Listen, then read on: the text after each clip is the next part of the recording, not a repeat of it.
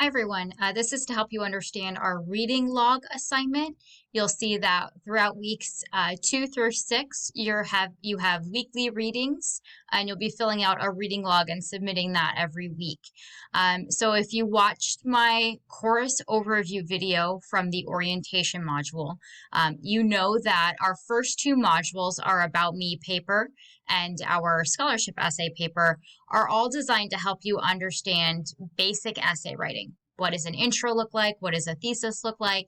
How do I write a body paragraph? How do I write succinctly? That's all what we're doing in our first two modules.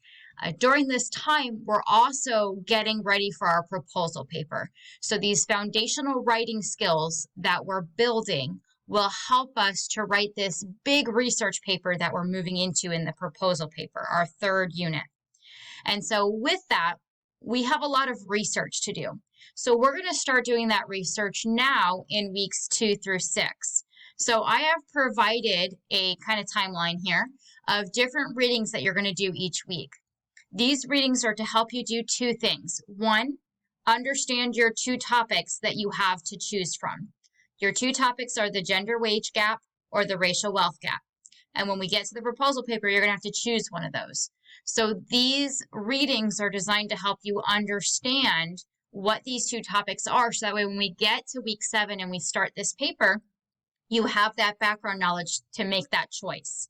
The second thing that you're doing is you're going to be filling out this reading log as you go. The goal of the proposal paper is going to be to solve one of these problems, either the gender wage gap or the racial wealth gap. So as you're filling out the reading log, you really want to think about the goal of the paper. So that's why you have this solutions column. So you want to really, as you're doing the readings or watching the speech or watching the TED Talk, you really want to think about what solutions are they providing for the problems and what evidence do they have for that solution. In the proposal paper, some of your key elements are going to be to prove that the problem exists. You're going to have to give some information that establishes the problem, the background, and the current standing of it. Then you're going to have to prove a solution on why it works. What is your solution? How do you know that it can work? And then you're going to have to address the oppositions to your solution. So these are all things that you want to think about as you're doing the readings and you're filling out that reading log.